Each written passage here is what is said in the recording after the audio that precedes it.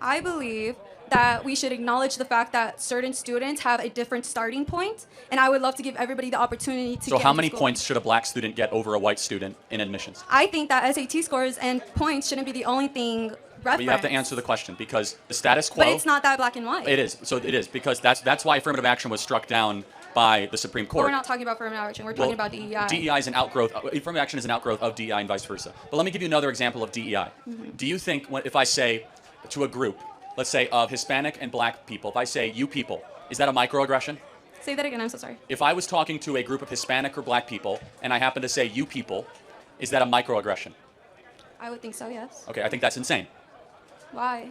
Because it's not a microaggression or racism to call any group of people you people. That's DEI in practice. So you guys might know about the group of clowns in the circus group of the Dean on F America thing. They fell apart in 1 week because one black woman called Dean and Parker racist because they were associated with a woman who called a group of black women you people, and they said you did not recognize microaggression. That's DEI in practice, where you could lose your entire job and your career for one misstatement. And you just showed it to me. Like, you think that's a microaggression to say you people to a group of Hispanic and black people? We should not be policing the speech of people.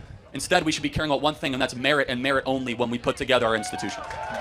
But if you base it on meritocracy, like I said, you're initially bringing in wealthy people who have these tutors but aren't well-rounded. So what? That doesn't mean anything. Yes, the degree of how good your parents are matter. Yes.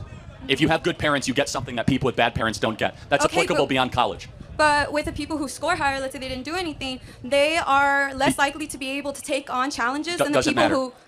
Why wouldn't it matter? Because Wouldn't, as an inherently, employer, you are penalizing those with good parents. The only way you can make this work. You're not penalizing Yes, you are. them. No, you're not excluding them. Not true. It is the only way. We see this. In order to elevate equity, you must compromise excellence. And that's fine if that's your position, because there's only so many spots, there's only so many places, and if you have a lot of qualified people and you want to try to get not as qualified people, you have to prevent the qualified people and elevate the unqualified people. That's what the Students for Fair Admissions case showed us.